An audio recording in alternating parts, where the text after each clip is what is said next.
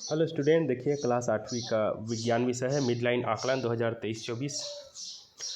चलिए इसको बनाते हैं। पहला प्रश्न लिखा है निम्न पदार्थ खाद्य श्रृंखला को पूर्ण कीजिए बोल रहा है। तो ऐसे तो ये अच्छा से समझ में नहीं आ रहा है, फिर भी बच्चे ने इसको यहाँ पर पौधे लिख दिया है, ठीक है, ताकि ये पूरा हो सके करके। मुझे भी अच्छे से समझ नहीं आ रहा है कि इसमें ये जो तीर के निशान लिखा है यहाँ कुछ भरना है कि यही शुरू में कुछ लिखना है। तो पौधा ही चलो इसका सही मान लेते हैं, ठीक है, अनुमानित है ये। अगला प्रश्न है मनुष्यों की क्रियाकलाप द्वारा जल का दूषित होना क्या कहलाता है? तो जल प्रदूषण कहलाता है, सही है, ठीक है। दूसरा का बी भर लेना। चलिए इसका तीसरा प्रश्न देखते हैं। तीसरा प्रश्न हम पूछा है सूर्य के सबसे निकट का ग्रह है करके, तो बुध ही सबसे निकट का ग्रह है, तो यहाँ पर लिखा है बुध। आग बुझाने में कौन सी गैस सहायक होती है? तो कार्बन डाइऑक्साइड गैस सही है, ठीक है। कार्बन डाइऑक्साइड जो है आग बुझाने में मदद करता है। उसके बाद यहाँ पांचवा प्रश्न देखिए, पदार्थ के नाम और धातु है या अधातु? तो लोहा जो है धातु है, सही लिखा है। प्लास्टिक अधातु, ये भी सही है। तांबा धातु है, ये भी सही। और सूखी लकड़ी जो है अधातु है, ठीक है। तो समझ में आ गया होगा, आप लोग भी इसको जो है भर लेना, ठीक है। अब छठवां प्रश्न देखते हैं। चलिए, जल प्रदूषण के कारण क्या क्या है? गंदे पानी को शुद्ध करने के 2 उपाय लिखिए बोल रहा है। तो आप अपनी पुस्तक से ढूंढ के भी लिख सकते हैं, या इसी को देखिए, रोक लेना वीडियो को, स्क्रीनशॉट ले लेना, या जैसे भी करें आप जो इसको लिख सकते हैं, ठीक है। मैं नहीं पढ़ रहा हूँ। और सौरमंडल का चित्र बनाकर विभिन्न ग्रहों के नाम लिखिए बोल रहा है। तो यहाँ पर सूर्य, बुध, शुक्र, पृथ्वी, मंगल, बृहस्पति, शनि, अरुण करके ऐसे आप लोग भी बना लेना, आपके बुक में भी दिया हुआ है, ठीक है। 7वां प्रश्न, उसके नाम लिखना, ठीक है। इस बार उसका और जगह दिया है तो क्रम से लिख देना। जैसे कि यहाँ पर इसने गलती किया है, सूर्य के बाद शुक्र लिख दिया है, तो पहला में बुध होना था, बुध शुक्र, ठीक है। यहाँ पर ये इसने सूर्य लिख दिया है, सूर्य नहीं लिखना था, बुध लिखना था। बुध, शुक्र, पृथ्वी, मंगल, बृहस्पति ऐसे करके, ठीक है। 8वां प्रश्न देखिए, स्वस्थ रहने के लिए स्वच्छता क्यों ज़रूरी है? तो इसके बारे में आप लिख सकते हैं। स्वस्थता रहने के लिए हमें इसलिए ज़रूरी है, बच्चे ने थोड़ा सही जमा के नहीं लिखा है, ठीक है। आप अच्छे से लिख लेना कि हमें साफ़ सफाई का पूरा ध्यान रखना चाहिए, हमें जो है अशुद्ध पानी नहीं पीना चाहिए, शुद्ध भोजन करना चाहिए, ऐसे वक्त से जो भी हो स्वच्छता के लिए क्यों जरूरी, क्योंकि इससे जो हमें बीमारियां नहीं होती है।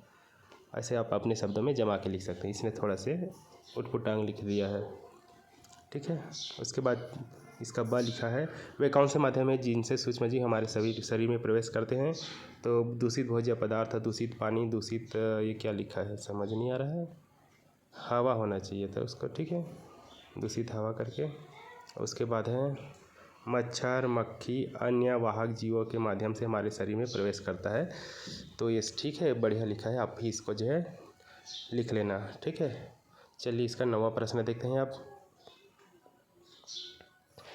नीचे दिए गए चित्र का नाम बताते हुए उनके भागों के नाम लिखिए, ठीक है। तो यहाँ पर इसका नाम लिख लेना था चित्र नेत्र का, मानव नेत्र का, ठीक है ना, मानव नेत्र का चित्र है ये, नामांकित चित्र। यहाँ पर इसने सही लिखा है, आप भी लिख लेना। लेंस है, कार्निया है, रेटिना है, पीत बिंदु है, ऐसे करके, ठीक। उसके बाद 10वां का पहला प्रश्न है विद्युत के सुचालक और हीन चालक से क्या तात्पर्य है? 2 उदाहरण लिखिए।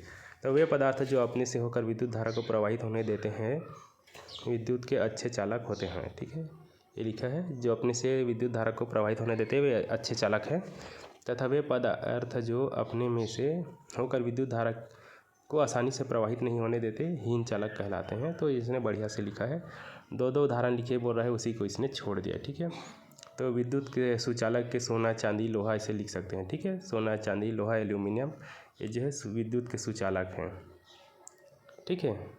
सोना, चांदी, एल्यूमिनियम, लोहा, तांबा ये सब विद्युत के सुचालक है। 2 उदाहरण इसका हो गया।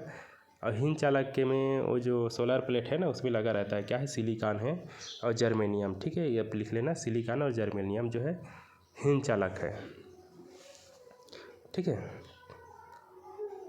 और अगला देखते हैं इसका, इसी 10वां का दूसरा प्रश्न है निम्नलिखित पदार्थों को सुचालक और कुचालक में विभाजित करके लिखिए।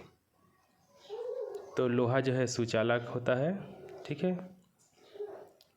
तो इधर इस वाले डब्बे में सुचालक लिख रहे हैं, इधर जो है कुचालक लिख रहे हैं। तो सुचालक में लोहा, एल्यूमिनियम, और कुचालक में लकड़ी और प्लास्टिक।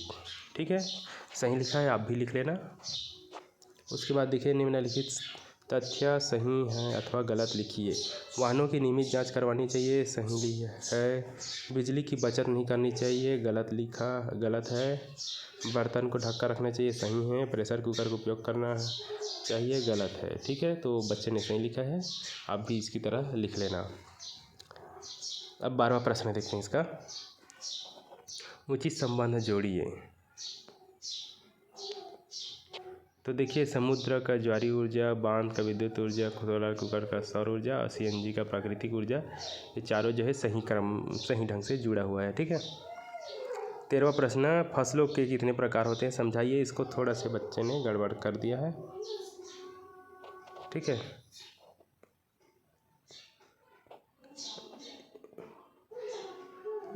फसलों के जैसे मुख्य 3 फसलें भारत में मुख्य रूप से 3 फसलें होती है वो लिखा है, लेकिन खरीफ, रबी और ये क्या लिख दिया है, कचरा टाइप का लिख दिया। ठीक है, तो ऐसे मुख्य रूप से 2 ही फसल लेते हैं, खरीफ और रबी। ठीक है, ये तीसरा का इसमें कुछ प्रकार लिखा नहीं है। वैसे मैं ये वाला विषय को नहीं पढ़ाता हूँ, मेरा तो गणित का विषय है, तो इसमें थोड़ा से कम नॉलेज है मेरा। ठीक है, आप लोग अपने बुक से खोज के देख लेना।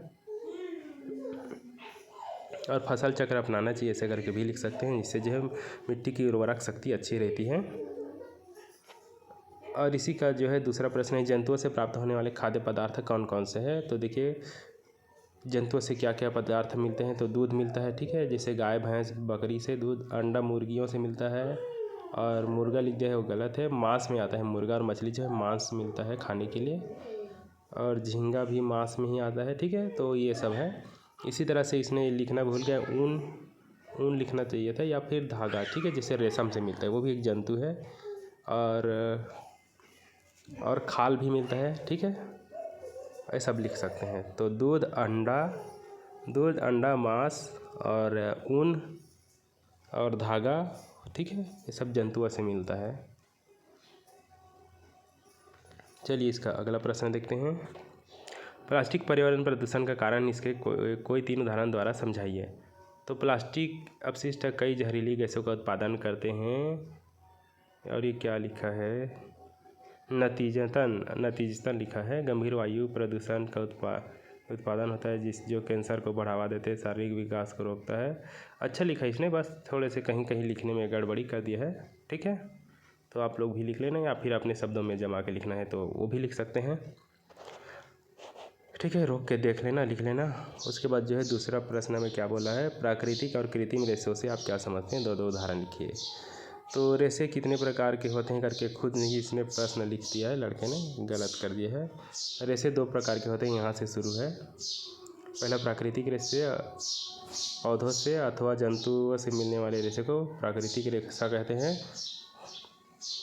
जो प्रकृति में बने बनाए हुआ मिलता है ना, वही प्राकृतिक रेशा है। ठीक है, जो पौधों से भी या फिर जंतुओं से मिलती है, जैसे कि एक कपास जो है पौधे से मिलता है, रेशम, पटसन ये जो है पौधों से मिलता है। और संश्लेषित रेशे, इन्हें मानव निर्मित रेशे भी कहा जाता है। संश्लेषित रेशे छोटी इकाइयों को जोड़कर बनाए जाते हैं। ठीक है, इन्होंने बहुत कुछ ठीक भी लिखा है, बस यहाँ पर थोड़ा से प्रश्न को और लिख दिया है, वही गड़बड़ है, तो इसको छोड़ के बाकी को आप लोग भी लिख लेना। ठीक है, 2 उदाहरण लिखिए बोल रहा है, तो वही जो रेशम जो है प्राकृतिक रेशा कहलाता है, और ऊन जो भेड़ से प्राप्त है वो भी प्राकृतिक रेशे कहलाएगा। और बाकी जो पॉलीमर है, ठीक है, नायलॉन है, ऐसे ऐसे कुछ नाम है। ठीक है, आपके बुक में तो दिया होगा, नायलॉन, पॉलीमर, ऐसे वो जो है कृत्रिम रेशा कहलाएगा। ठीक है, कृत्रिम रेशा, तो इसको भी आप लिख लेंगे। और कुछ प्रश्न है? नहीं, अब नहीं है, तो बस इतना ही है। वीडियो अच्छा लगा होगा तो लाइक कर देना, और सब्सक्राइब नहीं किए होंगे तो सब्सक्राइब कर देना।